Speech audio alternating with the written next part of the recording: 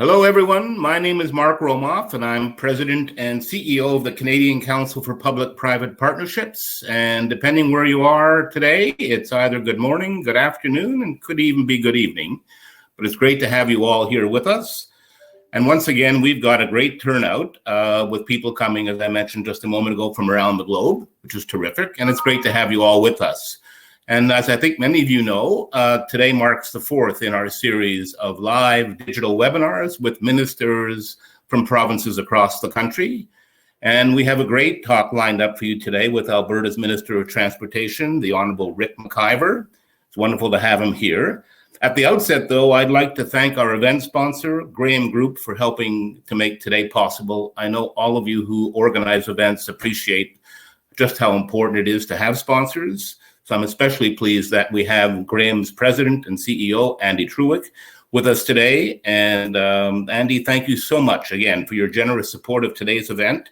And I should remind folks that Andy also kindly sponsored the event we held just a few weeks ago with Alberta's infrastructure minister, the Honorable Prasad Panda. So thank you again, Andy, and we'll see Andy in just a few minutes when we bring him onto the stage. I'm especially pleased to have Minister McIver with us today. I mean, some of you may recall that the minister delivered a keynote speech at our annual conference this past November, and his presentation got great reviews. So, Minister, you set the bar high for yourself, quite frankly, for this return engagement, but I know that you're up to the task, so looking forward to hearing you in just a few minutes. And speaking of the Council's annual conference, this year marks our 28th event, and it'll be taking place virtually on November 17th to 19th. Obviously, it's a big event for us, and I know that many of you on this call today have already registered, which is terrific. A big thank you, as always, to ACON for joining us this year as our diamond sponsor for the conference. They have been, of course, longtime supporters of the Council. And as you would expect, we're working on a very exciting and provocative program, and we'll be continuing to roll out content and features over the coming days, so please stay tuned. Let me start by saying, of course, it's impossible to talk about infrastructure these days without recognizing the monkey wrench that COVID-19 has thrown into government plans and budgets around the world. Most importantly, infrastructure, as we all know, has a critical role to play in the efforts of governments around the world, and particularly here in Canada, to restart the economy and to create good, well-paying jobs that have the ability to transform communities for decades to come. In Alberta, in particular, the government has announced it will create tens of thousands of jobs and strengthen its economy with the largest infrastructure build in the province's history. Of course, transportation will play a very important role in these ambitious plans. And that's why the province has announced it's investing in building roads, bridges, overpasses. And we've also seen Alberta take a more innovative approach to its transportation needs. In August, the province signed a Memorandum of Understanding to conduct a feasibility study of a Hyperloop link to its two major cities, Edmonton and Calgary. We'll be looking forward to hearing a bit about that from the minister today. And earlier this week, the Trump administration issued a presidential permit authorizing a $22 billion railway between Alberta and Alaska. As I understand it, prep work is expected to start as early as this December, with the goal to having the railway actually operational by 2025. That will be quite a game-changing project. And as you know, this transportation system will enable Alberta's bulk goods like oil, grain, and ore to move to the US as well as to the Yukon and the Northwest Territories. We'll be keen to hear the minister's thoughts on this very interesting project as well, and we'll have a chance over the course of the Q&A to explore that. All that to say, this will be a very informative talk with the opportunity, again, for lots of questions from the audience. We built in a lot of time for that. So following Minister McIver's remarks, He and I will sit down for a bit of a fireside chat, and following that, we'll open the floor up to questions from all of you. And I'd like to point out a few features available to you so that you can actually take part in this conversation. You'll see on the right-hand side of your screen a comments section. You can share links and information with us and with each other, and I can see already that you've been very active in doing exactly that. And on the bottom of the screen, there's also an area where you can pose questions to the minister, and I'll be carefully looking at that and making sure that your questions are, in fact, posed to the minister. And there's also an ability to vote for questions you like, to push them up the queue, to get them answered earlier. So think about that.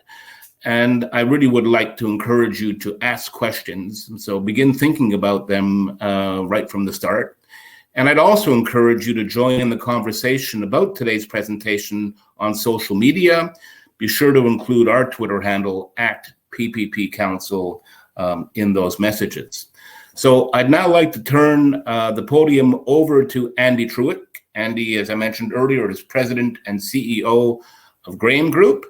And again, Andy, I'd like to thank you for agreeing to sponsor today's session. And I look forward to your remarks to introduce Minister McIver. Over to you, Andy.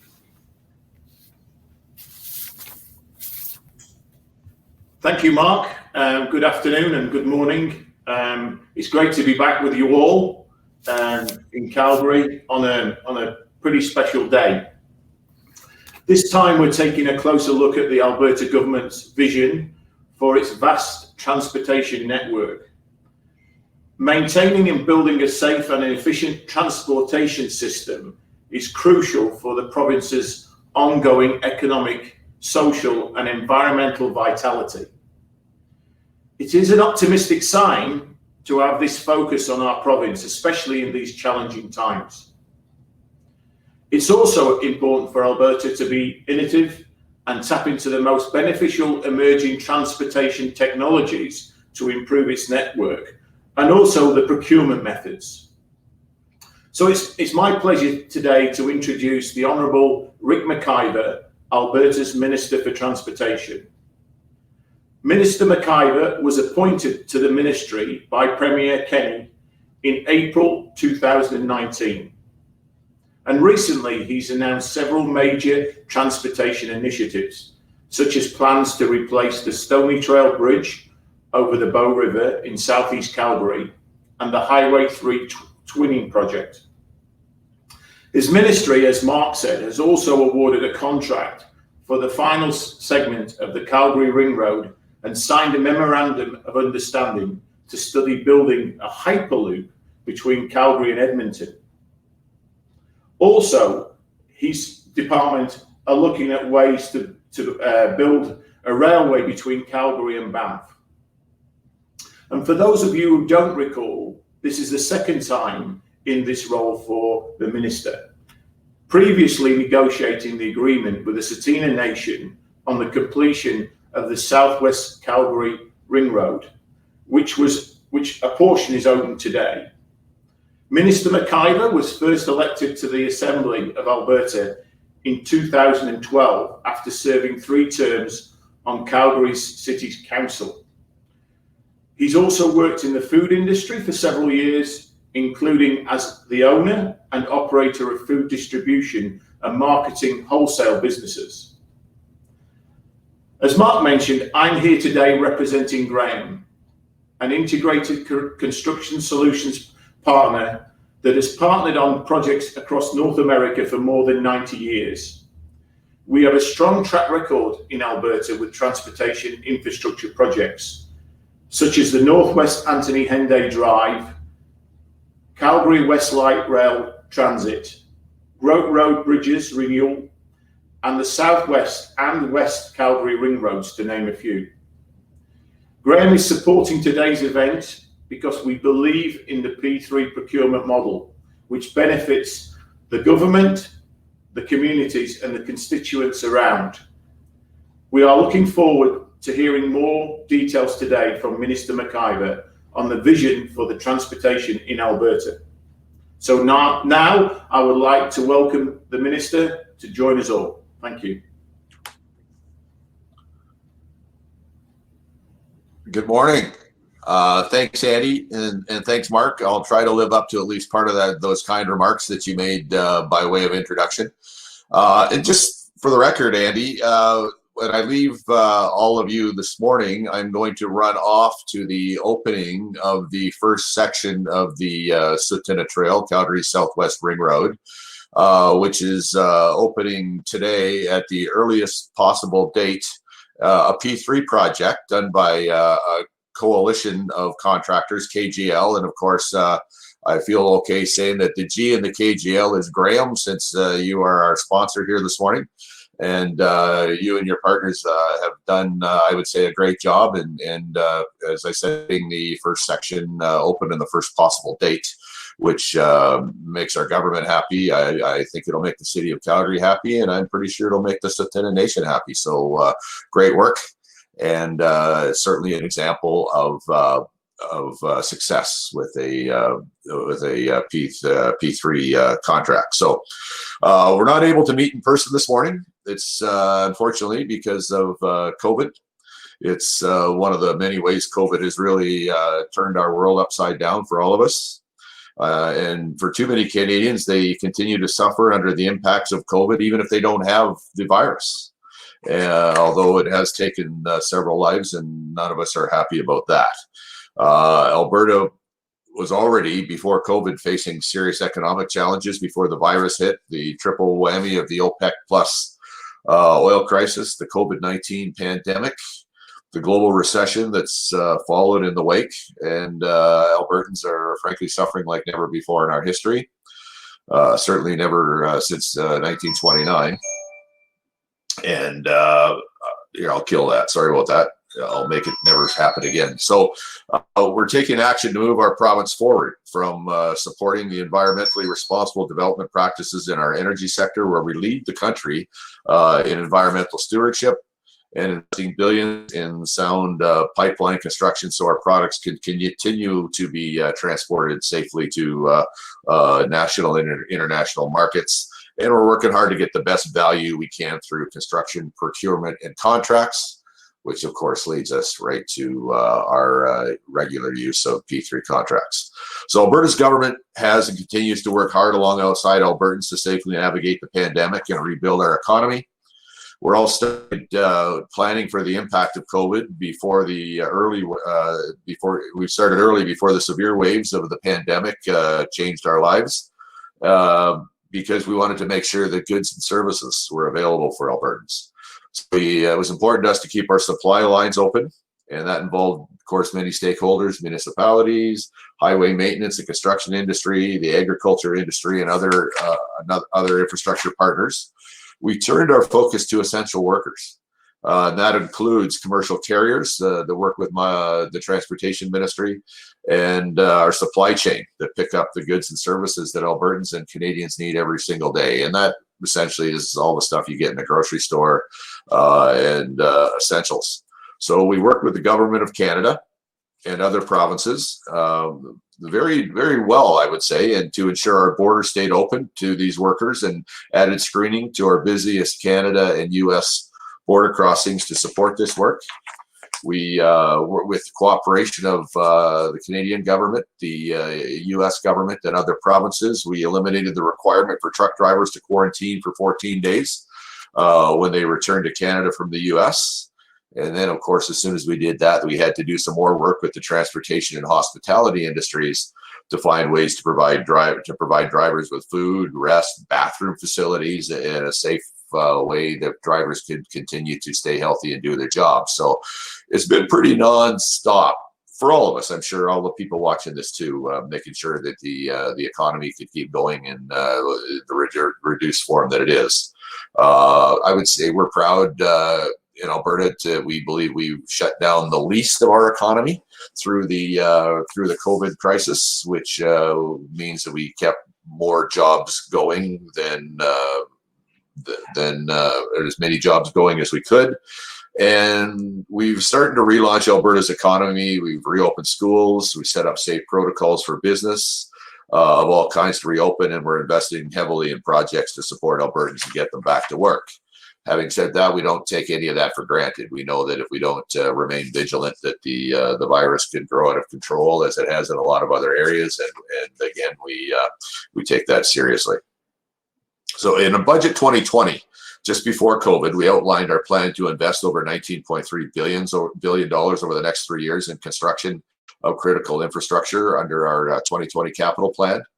From a transportation perspective, this includes $2.34 billion for planning, design, and construction of roads and bridges, $1.17 billion in capital maintenance and renewal for smaller bridge construction projects and major highway and bridge rehabilitation projects, and $286.3 million for water management and flood recovery projects. All of that is significant, but we knew when COVID started those investments weren't going to be enough. So since passing our budget in the spring, we launched Alberta's recovery plan, which we took a bold, ambitious, long-term approach to build and diversify and create tens of thousands of jobs now when they're needed the most. Alberta's recovery plan commits more than $1 billion in stimulus to Alberta's economy. And we recognize there's only one taxpayer and finite resources, so we're exploring all options to finance and deliver public infrastructure. We're continuing to use traditional design, bid, build contracts for some of the smaller projects that we have approved. We're also continuing to explore alternative financing options and partnerships with municipalities and the private sector to get needed infrastructure built faster. And we've been looking to deliver all of this using a combination of traditional and innovative financing and delivery models. We're open to hearing from industry. If you've got innovative ways to partner on projects with financing options that would be of interest to private sector investors. And I guess I'm not at liberty to disclose at this point, but we've actually have at least one unsolicited offer to build some infrastructure that we very much need, and we look forward to working with the proponent that's brought that forward and hope to bring that to fruition. And I apologize for being coy with it, but out of respect for the party that brought it forward, we have to give them a chance to fully pitch and explore their unsolicited idea before we go public with it. Already, we've approved some innovative funding models. We've got to help fund an interchange on Highway 2 south of Calgary. We divided the cost between the company building a major residential development on the highway, the city of Calgary, and our provincial government.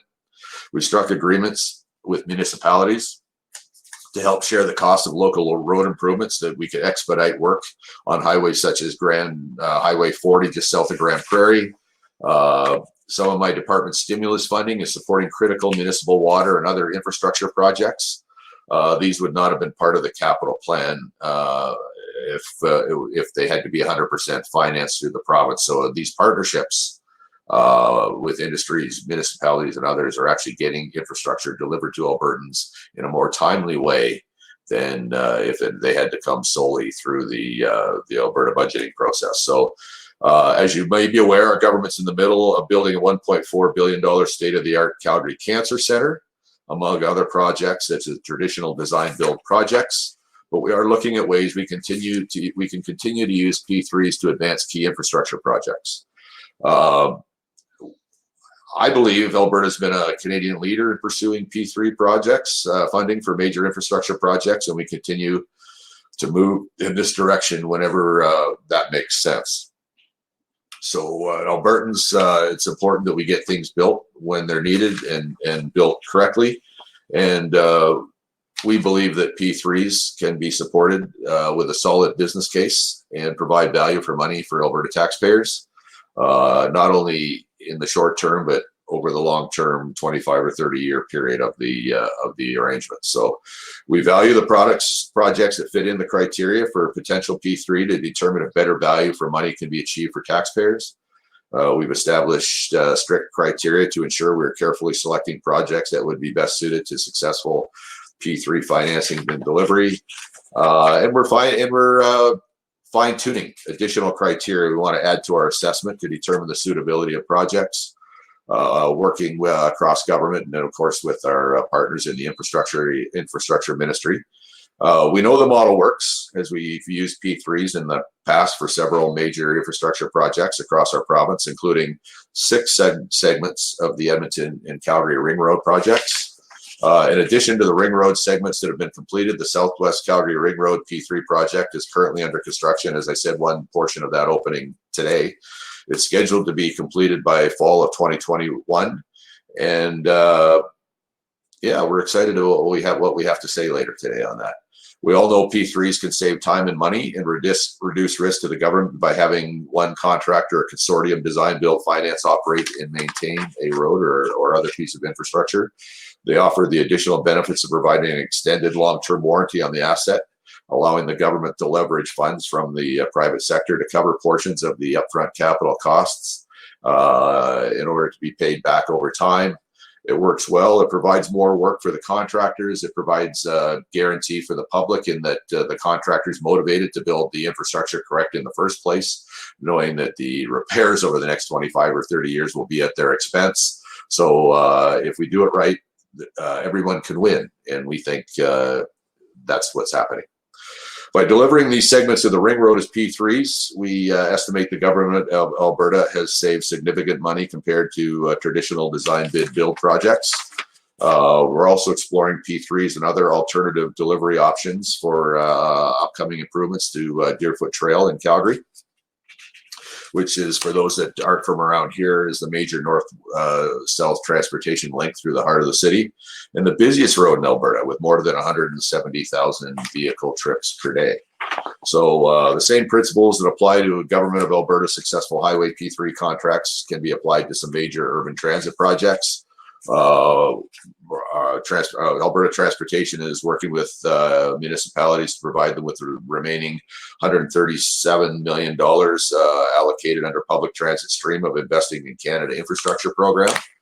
Again, we're partnering with the Canada Infrastructure Bank to identify projects that may be the best candidates for unlocking private investment in infrastructure and alternatively financed projects. We're dealing with, in the near future, with projects under construction or coming soon. We're looking a bit further out at some exciting transportation initiatives that show confidence in the future of Alberta and the future of Canada.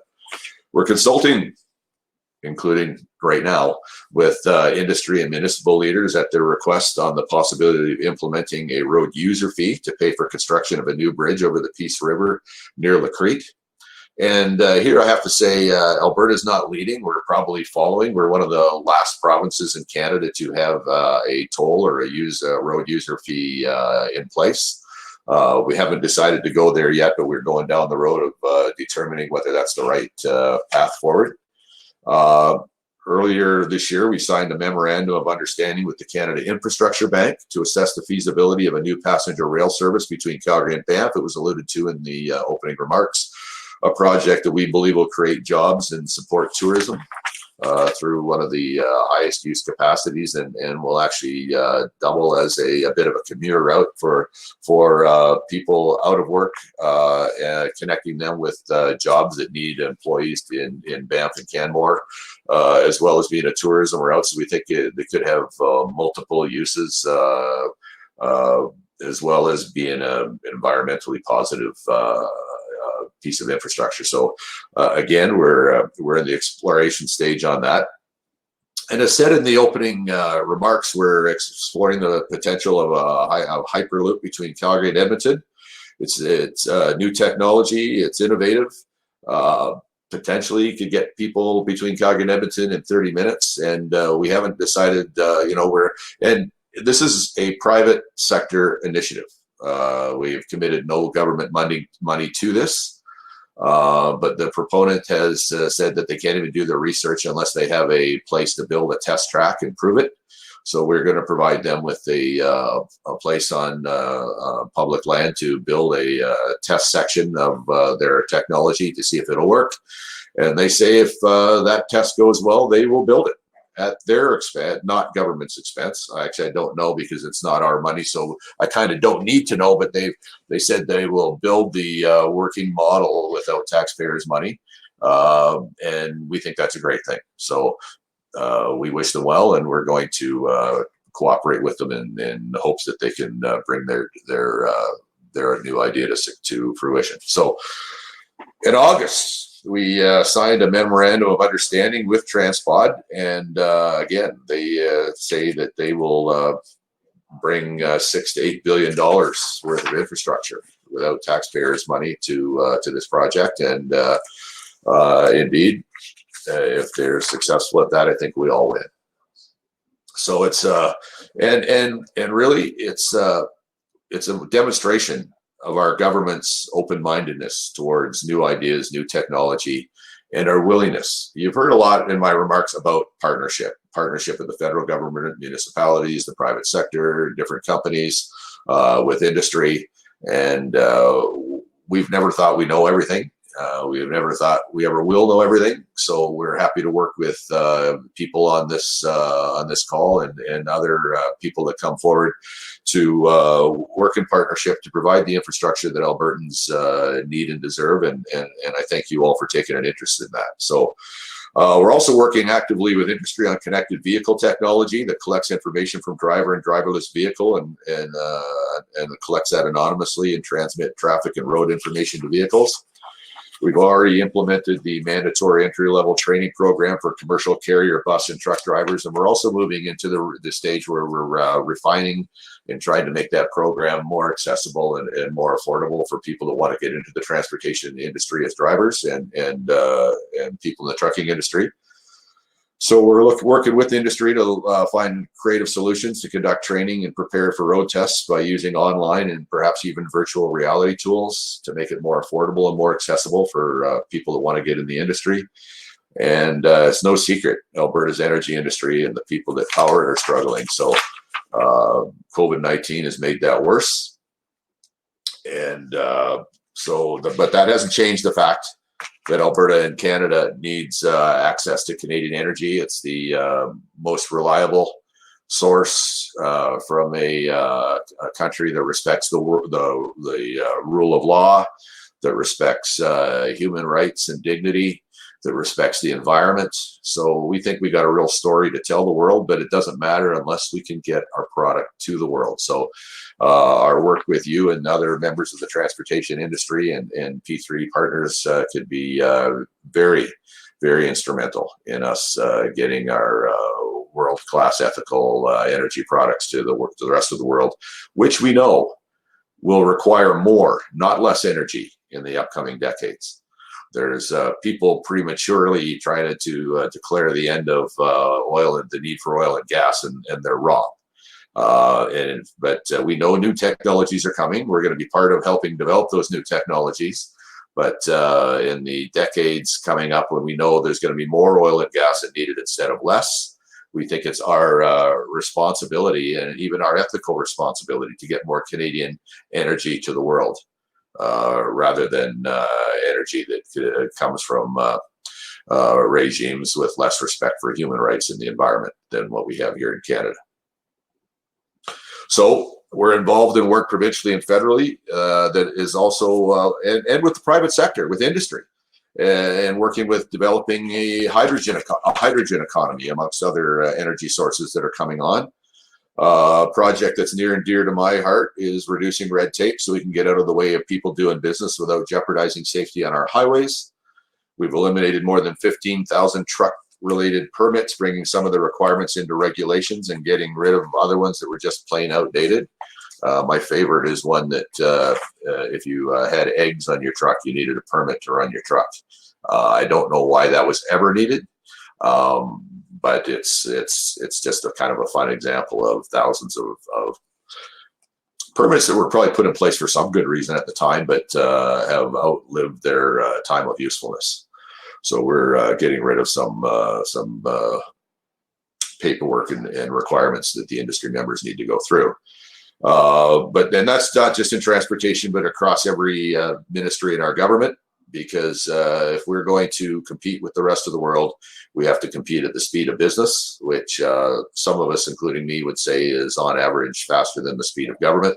So we're trying to make our government as fast as or faster than the speed of business. So that's, you might say that's a little ambitious and a little aggressive. And we think that's what's needed right now to get as many Albertans and as many Canadians back to work, particularly in the recovery from COVID.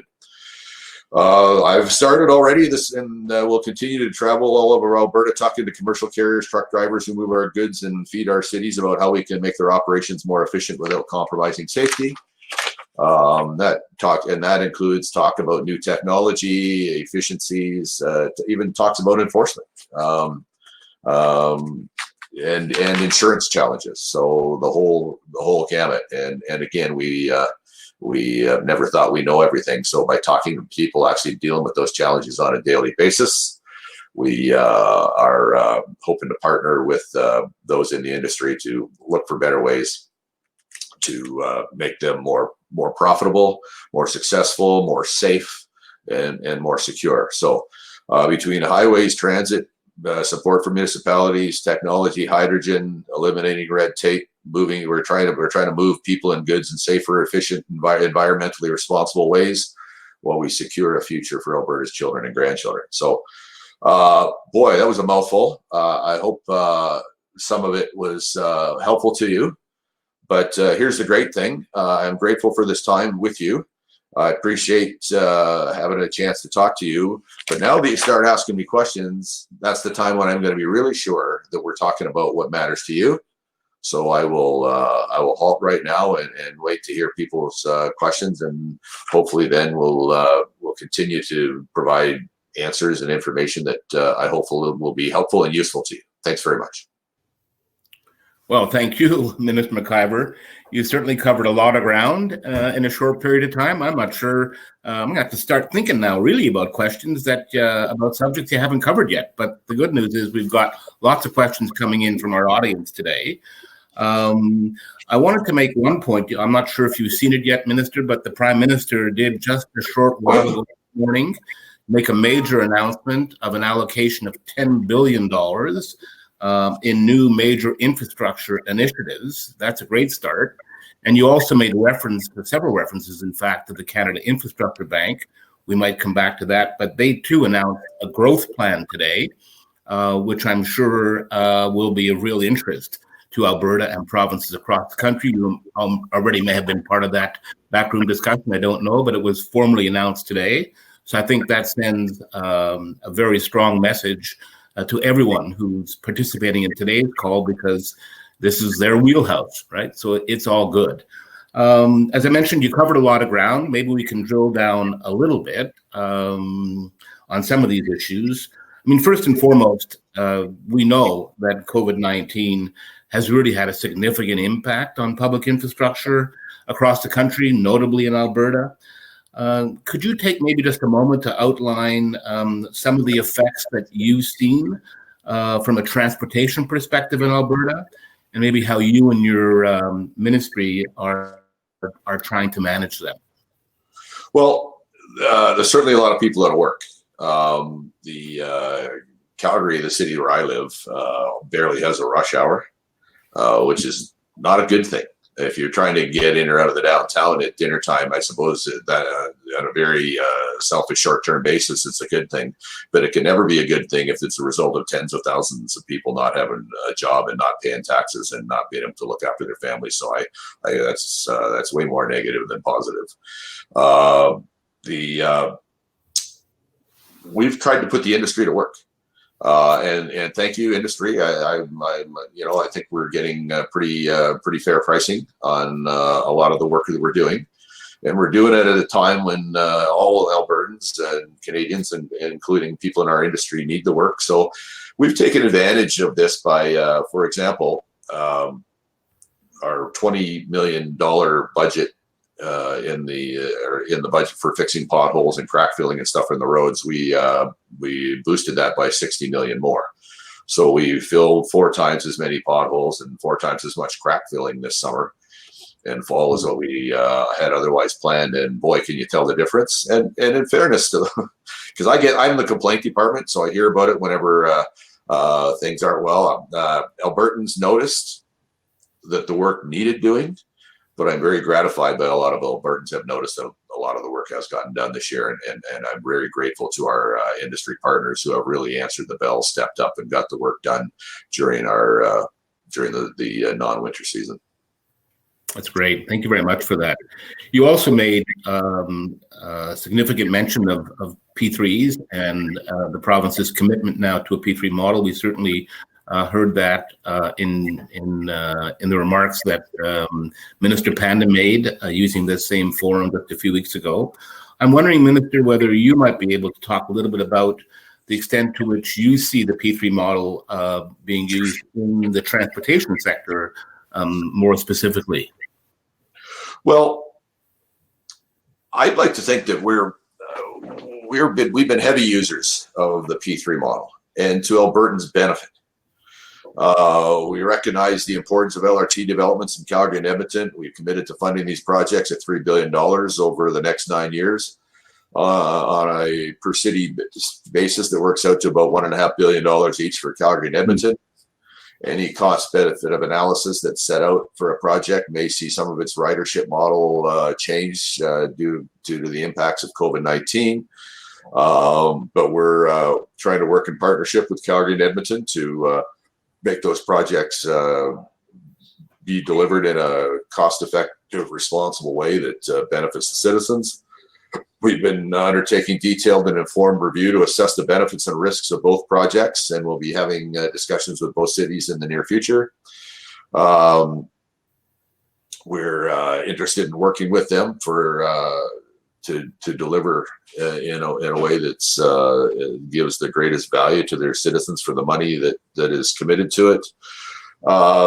In June, Premier Kennedy launched Alberta's recovery plan to get Albertans back to work, and for transportation, that means significant upgrades. And as I said in my earlier remarks, it hasn't been decided for sure yet, but on large expenditures that we think might be coming up in like Deerfoot Trail in Calgary, we are going to take a hard look to see if we can go bigger, better, faster, more effectively, and get better value for Albertans through the P3 model. And I don't think I'm offending anybody watching here, because we've never believed that a P3 is a silver bullet, works for every project. It's always, I think every project, whether P3 or not, if you respect the taxpayers who send that money to us, it's never our money, it's always theirs. We owe it to them to evaluate every single project to make sure that we're getting the best project quality, the best value, the best timeliness, looking after the environment,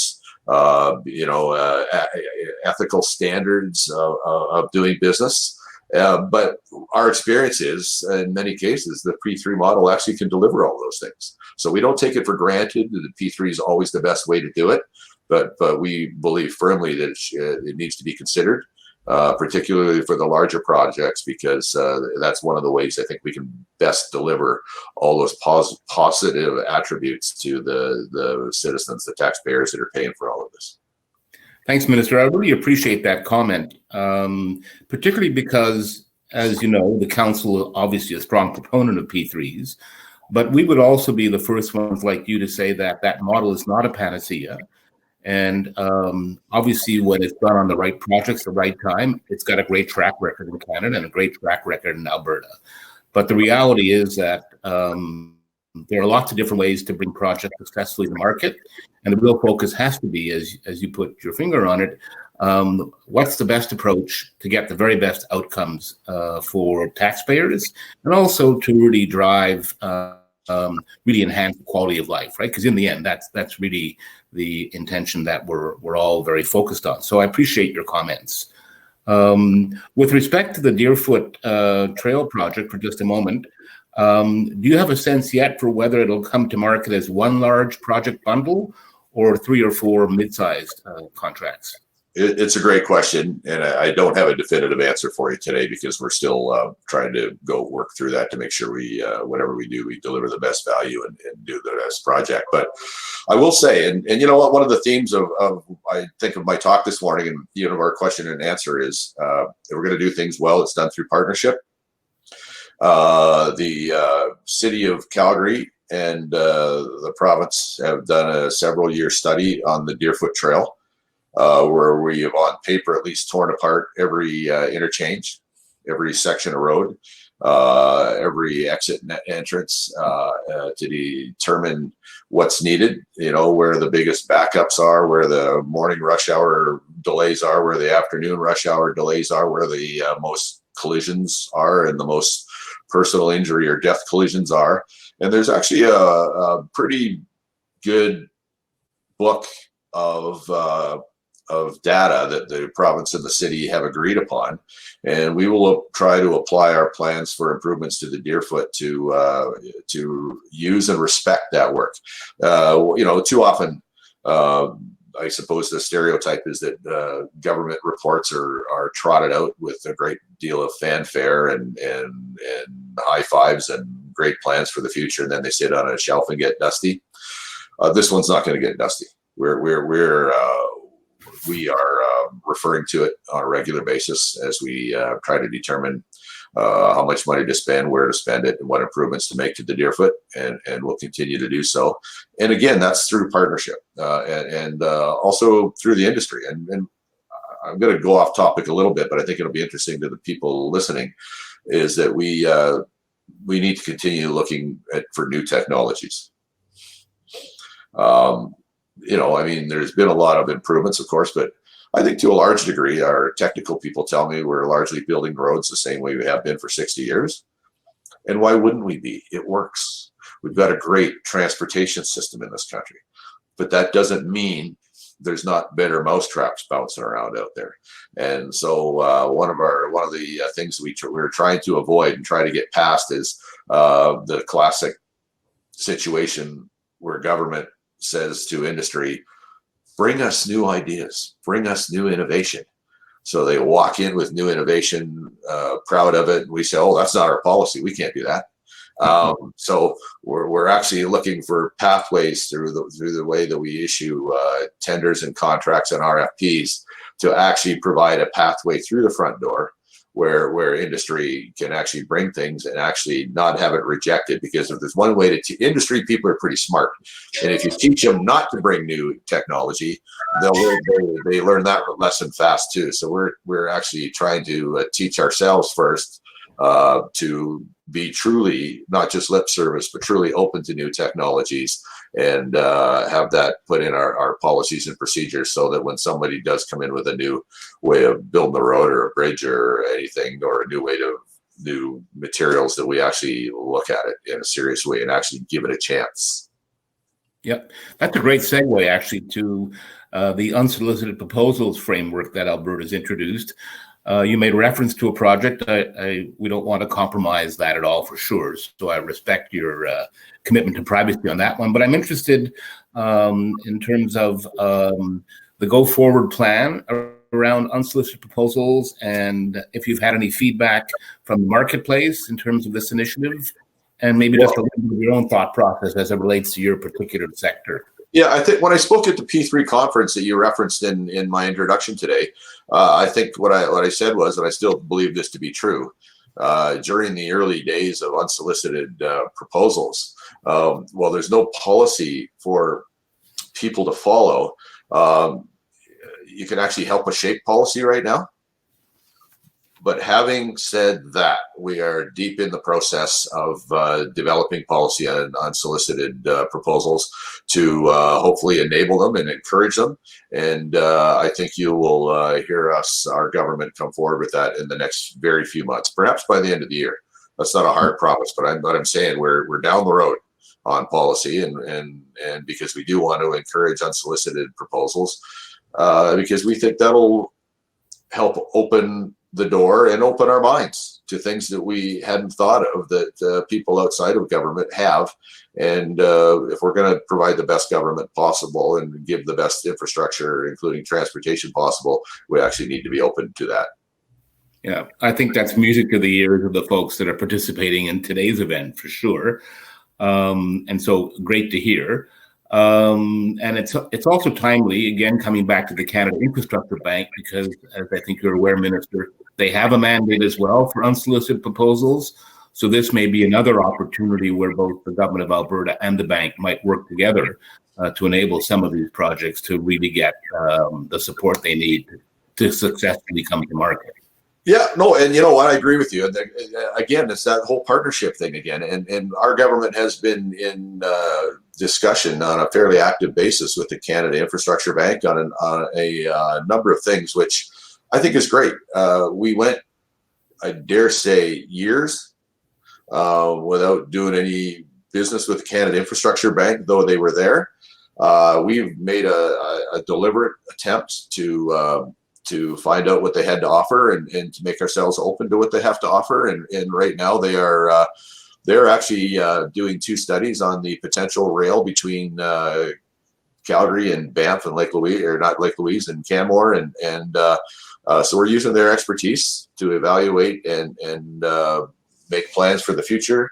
We are in discussion with them on financing for some of the things that we're going to build perhaps anyways, because they have some fairly I think innovative financial models that they're willing to share with us, and with money at an advantageous interest rate. So yeah, this is I think if we don't stay in touch with the Canada Infrastructure Bank, not exclusively, of course, but as part of the wider array of people we do business with, then we're missing the boat. So we're open to that, and we hope we can do some successful projects with them.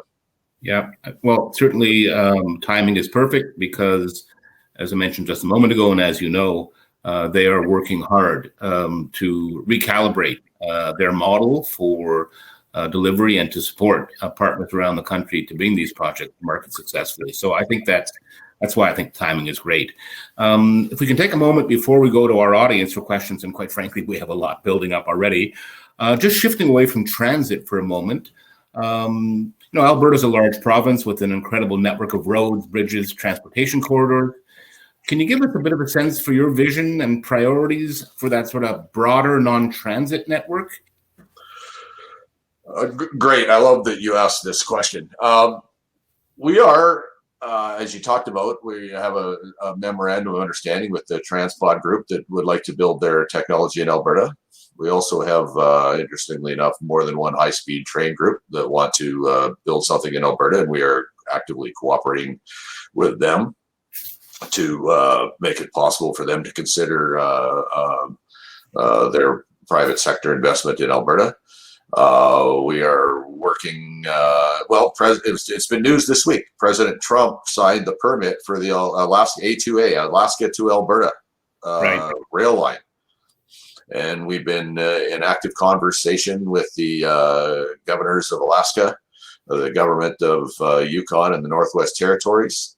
And we think this is not this is a transportation play. We think this will be good for getting consumer packaged goods in containers through Alaska and make it less expensive for the people in Whitehorse and Yellowknife and all of Yukon and Northwest Territories. Yes, we do think we can move some energy on rail, which is important to us, but also our other big items are agricultural goods, our lumber, manufactured goods, anything that Albertans want to sell to the world, and you know what? It's our hope too that the good people from Yukon and Northwest Territories, anything that they manufacture that they have to sell to the world, could get there in a more cost-effective, timely, and effective way too, for everybody's benefit. So we think this is. We think this can be a win for all the jurisdictions. We think it can be a win for the Canadian government, who has I think even a bigger responsibility for the Northern Territories to make sure that they're successful. We think we're doing this could be, and it's not even sure yet that this will be built, but the reason it might be built, it could be part of nation building. It could be something the federal government may want to partner on and say, wow, a loaf of bread costs $7 in the territories where they cost $2 in the rest of Canada. Maybe we can close that gap a little bit with better, effective transportation links. So we think this is not only a selfish good idea. We think it could be an element of nation building and a way to get our country on the international stage in a bigger way too. Yeah, it's certainly a very cool project, and also I think just the ability to strengthen that cross-border tie is really important. And get people to work. That's our goal. Our government's number one thing is right with economic recovery. There's too many people that can't feed their family right now because their employment is either evaporated or been diminished, and so we need to not overlook any opportunity to provide jobs for people. Absolutely. One last question, and then we'll turn it over to the audience. I'm wondering if there are other projects in your department, such as the Springbank Dry Storage Project or the Bow River Upstream Storage Project, that you've got sort of on your horizon for the future. Maybe give us a bit of an update on that front. Gosh. Let me just see. I'm sure there is. We got a lot of balls in the air right now, but flood mitigation, let me say that's the way Alberta organizes things. Maybe some of your audience knows, but in case some don't, in Alberta, we've made a conscious decision that to be more efficient, not every ministry needs to include a construction company. So we have two ministries with a construction company, one called Infrastructure, led by my colleague, Minister Prasad Panda, and the other one called Transportation, which is my ministry. And the way we delineate them, which actually makes sense, I believe makes a lot of sense, is infrastructure builds the vertical things, which would be schools, hospitals, government office buildings, warehouses. If we ever build those, and transportation builds flat things, roads, bridges, dams. So we build dams for environment. We build sometimes roads for parks if they need something put in there, that kind of stuff, and it works out pretty well. So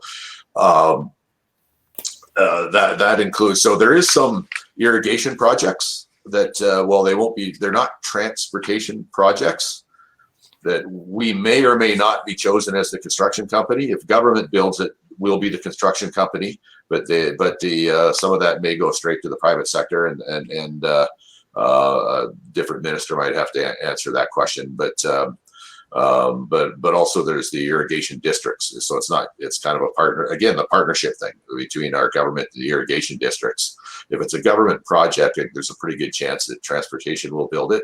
But if it's an irrigation district project, there's a chance that the private sector will build it without transportation being involved. But either way, we try to coordinate our efforts and do it in the most effective way. So, and if we do some more improvements in irrigation, that'll of course help the quality and quantity of the agricultural products that we produce. So there's lots of balls in the air. We think we have and will roll out the most aggressive job creating recovery plan anywhere. Great. All righty. Thank you very much for that. You've set the scene now for questions from the audience. We'll see if we can get through all of these. If not, we may have to hold you for another hour, if so be it, for other announcements. But let's try it with some that have come in. Yeah, and I don't mean to be rude. You've got about another 15 minutes with me before I have to run and make an announcement. Yeah, I get it. No problem. And we're all for announcements, Minister, so not to worry. So here are some of the ones that have got a lot of interest from people that have been submitted. And I mentioned earlier, if people really want to hear this question addressed quicker, then they can vote it up. And so here are a few that have been voted up. The first one is about the Calgary Green Line. So the question is simply, when will the Alberta government review of the project be completed and announced? Soon. That's a terrible answer, but we are working actively on it, and we're not dragging our heels. And when as soon as we're able to approach the city of Calgary on that, I know they're anxious to come to a conclusion on this, as are we. So it's just as soon as we can get in front of them to have that discussion, we will. Okay, great. Thank you for that. And obviously, you've talked a little bit about the Hyperloop project. Any thoughts on your part about high-speed rail versus a Hyperloop initiative? You know what? I'm open. My mind is open. Either one could be a game changer for Alberta and any part of Canada. Projects this technology is built in. Right now, to drive from Calgary to downtown Edmonton is 2.5-3 hours. It's about the same, interestingly enough, if you fly, simply because the time to get in the airport and get out. But if the Hyperloop can fulfill its promise of getting you from one city to the other in 30 minutes, the ability for people to live in one city and work every day in the other becomes real, which could be a game changer. The promise for a high-speed train to get you from one city to the other safely, efficiently, and comfortably in an hour also can be a game changer. So I'm prepared to let the experts, the engineers, the smart people, a lot of smart people on this call. I won't call myself one. I just get to listen to and learn from a lot of smart people. And as the smart people come up with these solutions, our government is open to letting the people build their new technology in our province to the citizens' benefit. Great. Thank you, Minister. Here's another question around unsolicited proposals. So should an organization have one of these proposals that they'd like to bring forward, what process should they follow for engagement with your ministry? I would say send it in. I would say first sit down and to the extent you can, put yourself in our shoes and try to determine what you think are the government's. And we're pretty open about. I think we're pretty open. If you look at our platform in the last election, which is still publicly available, and the things that we say publicly about what's important to us, if you can help us fulfill our mandate to make life better for Albertans with your unsolicited proposal, or even to give us an idea that we don't have yet, you should send it to us. Put it as you don't. I would say you don't have to put all the meat on the bones with the original meeting. But I would say get it into us, get us the idea, ask for a meeting so that you can help us to understand better. I mean, sometimes some things are pretty simple and people can explain it to us well enough with an email or a letter, and that's great. But if it's not, try to give us the idea of generally what you're doing and try to get a meeting scheduled. And depending upon the nature of it, sometimes I can take the meetings myself, and sometimes I say this sounds way too technical. I'm a butcher. All right. We have engineers that actually can understand some of the technical things. And sometimes I give them, have them do the meeting because it'll be more fruitful for the person bringing the idea through the front door, because I missed engineering school. I get it. And you may not have the answer readily available on this one, but is there a division or a unit within your ministry that is the one to whom these companies should be connecting in order to get these proposals into the hopper? I would say we have all of me and all of our senior staff should be have their minds open to that. I believe we all do have our minds open to that. I get great support and enthusiasm from my senior staff, and again, there's several of those with engineering degrees and other things that I don't have, and they're very good people that really want to serve Albertans in the best way. So if you can help them and help all of us to do that, and help our government to serve Albertans with your unsolicited ideas, then I would encourage people on here to do it. And you know what? Let me offer this up. If you do send something in and you think you get no response or less of a response than you need, I can't guarantee you that I will say we'll say yes, but I'd like to guarantee that you'll be heard. So if you think you're not being heard, get a hold of me or through my chief of staff, Mark Jacka, and we will try to get you heard. Okay, a fair ball. I appreciate that. And just one more question on unsolicited proposals. It's clearly on the minds of a lot of people.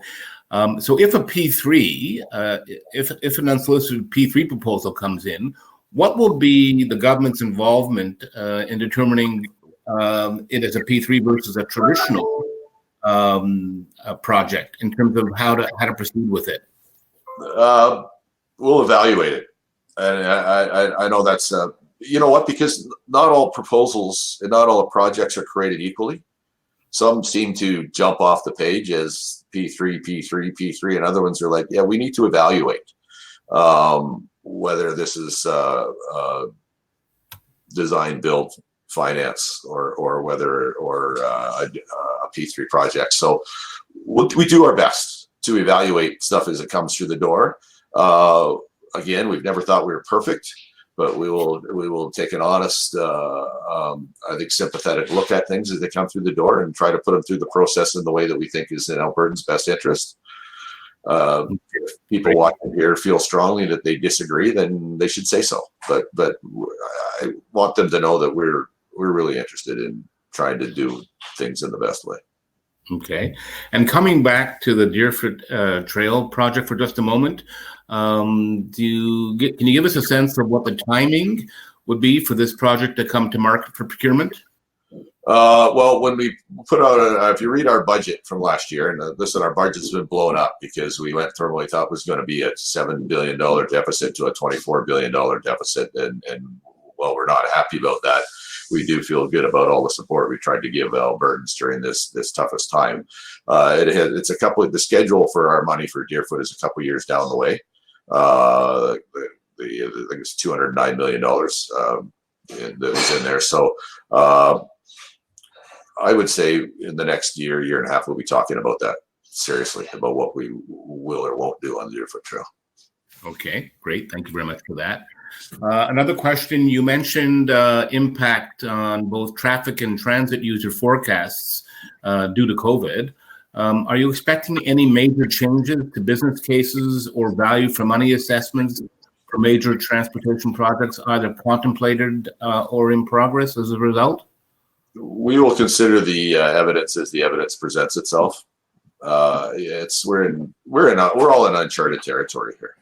Not only our government, but anybody else that hasn't got everything in COVID right. I think, you want to demand the best from your government and the best from us. I think you got to cut all governments a little bit of slack, just since we've never experienced this before, and we're kind of learning and acting in real time. So I'm not asking your people watching to ever accept bad behavior because that should never be provided, but to give a little bit of consideration for the fact that this truly is uncharted territory, and we're learning and acting in real time the best we can. So work with us, and if you think you can help us be on a better track, then you should tell us, and we're swimming as hard as we can.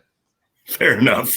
Okay, here's another question. One of the challenges that we see coming is the sustainability of funding, both for transportation projects and for municipalities.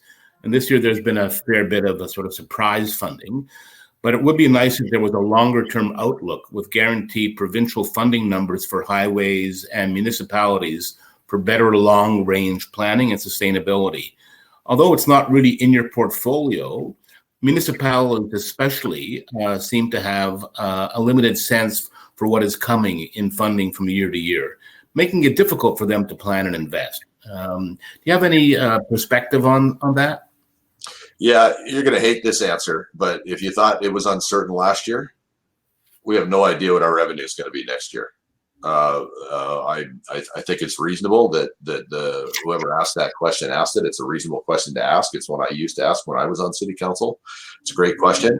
But in times of massive uncertainty, which is what we're in right now, we'll be as certain as we can, but I'm not promising much until we know what our revenues will and will not be as we get past COVID. It's an answer that I'm sure the person that asked the question will dislike severely, but it's an honest answer. And I think the person, while they're disappointed, will probably realize it's the best we can do right now. Okay, great. Another question around the structure of bringing projects to market in Alberta. I guess the question really is how do you feel, Minister, about an arm's length organization managing infrastructure? And I think what the intent there is, as you know, Saskatchewan has created SAS Build, Ontario has Infrastructure Ontario, there's partnerships BC. So is there any thinking afoot around how the government will structure the way in which it interfaces and brings these projects to market? And I would say, again, I would evaluate all evidence and all information as it's presented. So I wouldn't give a hard yes or a hard no on that at this time. But if a model comes forward that would lead to us delivering better infrastructure, faster, sooner, more efficient, better value, safer, better environmental results, all that stuff, then we would be foolhardy not to consider it. Okay. But I haven't seen it yet. But like you said, Saskatchewan does it. We got a pretty good relationship with Saskatchewan, and we are spending a little bit of time trying to understand how they do things. So I'm certainly not saying no. We're on a constant improvement journey. We'll see where that takes us. Okay. Here's another question. Quote, ethical responsibility to bring oil and gas to the world. Could you explain that statement in the context of environmental responsibility? Well, it all rolls in together. It's about whether you care about people other than yourselves while you're caring about yourselves. In Alberta and Canada, we care about the rule of law. We care about equality. We care about there's companies, there's countries that we compete with in the world market for oil and gas that don't let women drive, that have a history of throwing gay people off buildings for being gay. None of that's acceptable. Rampant corruption, of not caring about the environment. We believe strongly that if you compare all the international providers of oil and gas in the world, and you add up their track record on the rule of law, on human rights, on the environment, caring about the environment, on ethical behavior, we think Canada comes right to number one. And so consequently, when we put Canadian energy on the world market, we're improving the environment. We're improving the respect for the rule of law. We're improving the respect for human rights. We're improving the average ethical standards in the world. And so we feel very good about what we produce and about getting it to the world. Okay. One last question, Minister. I'm very sensitive to your time constraints. Is the government reconsidering the underlying business case for the Green Line project, given all the office vacancies in Calgary? Yeah, like I said, there's a report coming forward. Is the second question on it, and as it comes forward, we will discuss the results of that report with the City of Calgary, and together with them try to make good decisions for the people of Calgary and the people of Alberta. Yeah. Thanks for that, Minister. The good news is we have a ton of questions in the queue. We're going to have you come back, but I do appreciate. Yeah, I do appreciate your time. And as I mentioned earlier, you covered a lot of ground, and frankly, you were very candid in your answers. And there are some tough questions out there, and I appreciate you not shying away from any of them. So we're going to let you go because I know you have a high priority event just to follow. So I simply wanted to thank you again for making time available today, and for your continuing support, frankly, for the council, and using us as a platform to engage with the business community. So thank you very much again for your time today, and we look forward to your announcement a little later. It's my pleasure. Thank you so much. Hope to see you all soon, and hope you like the announcement when we make it in 16 minutes. That's great. Thanks again, Minister. And before we pull away, I want to thank everyone again for making time today to join us for today's event. I hope you found the discussion with the Minister interesting. Again, I apologize. There are a lot of questions in the queue, but clearly we had a limited time available. Hopefully you found it interesting. Before letting you go, of course, a couple of things. One, I want to thank Andy Truick and Graham Group again for sponsoring today's event. Thank you, Andy. You are an invaluable supporter to the council. And I also wanted to just mention before letting you go that if you aren't aware of it, we do have a conference coming up on November 17th to 19th. You may have seen that earlier this morning we announced that Canada's Infrastructure Minister, the Honourable Catherine McKenna, will be a keynote speaker at the conference. That's great news. We'll have other keynotes announced over the next few days, as well as a number of elements of the program that are now falling into place. And there'll be some very innovative features to the program too, which I think you'll find interesting. And I hope you'll be, one, keenly interested in registering, and then find that the program really responds to the big issues that are facing the sector today.